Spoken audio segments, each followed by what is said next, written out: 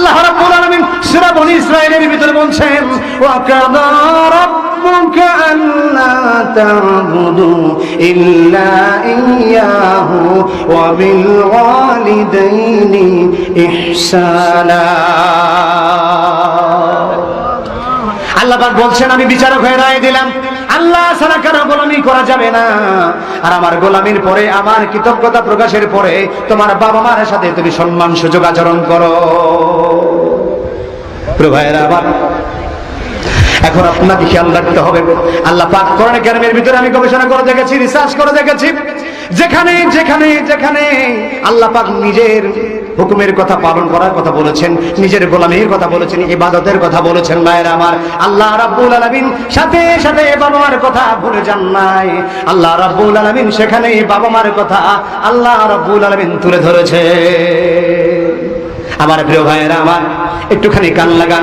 আল্লাহর নবী সাল্লাল্লাহু আলাইহি ওয়াসাল্লাম বলেছেন, প্রিয় ভাইয়েরা আমার, আল্লাহ নবী বলছেন রিদার রাব্বি ফি রিদার ওয়ালিদাইন ওয়া সাকাতা রাব্বি ফি সাকাতাল ওয়ালিদাইন।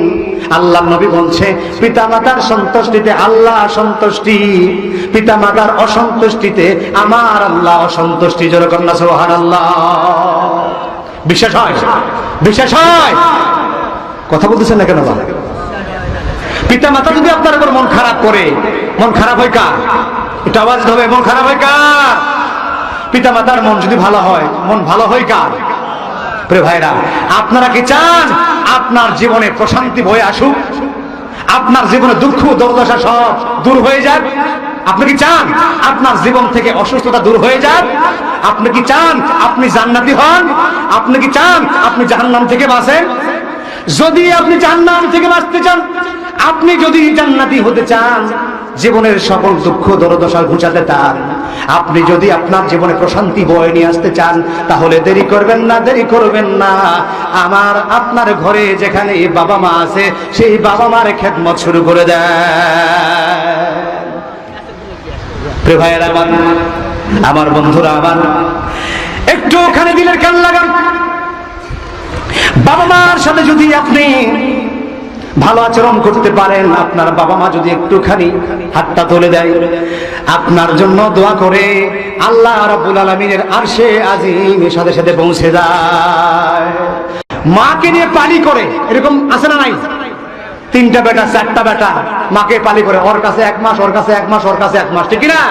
আরে ভাই, মায়ের পেট ছোট্ট একটা পেট, এই পেটের মধ্যে 10টা সন্তানের জায়গা হলো, 3টা সন্তানের জায়গা হলো, 5টা সন্তানের জায়গা হলো।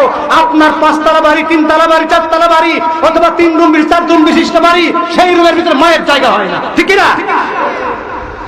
ভাই সব মা বুড়া হয়ে গেছে, রাগ করতেছেন?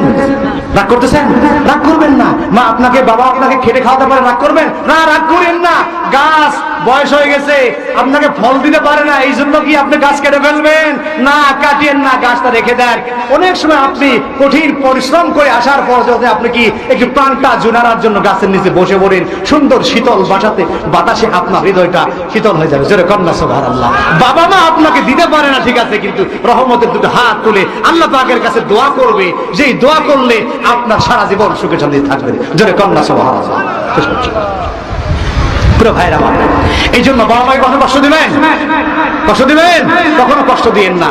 বাবা মার থেকে দোয়া নেবেন। দোয়া যদি নিতে পারেন, আপনার ভাগ্যের চাকা খুলে যাবে। খুলে দিবেন কে? খুলে দিবেন কে? আল্লাহ। ওই আল্লাহ আছে না নাই? আছে। বাবা মার থেকে দোয়া নেন। আমি নিজে তার পরীক্ষিত, আমার ইলম কালাম কিছু নাই, সে যোগ্যতা নাই যে আমি আপনাদের সাথে কথা বলবো। বাবা মার দোয়ার বরকতে আজকে আপনাদের সামনে দুটো কথা বলতে পারতেছি। এই পর্যায়ে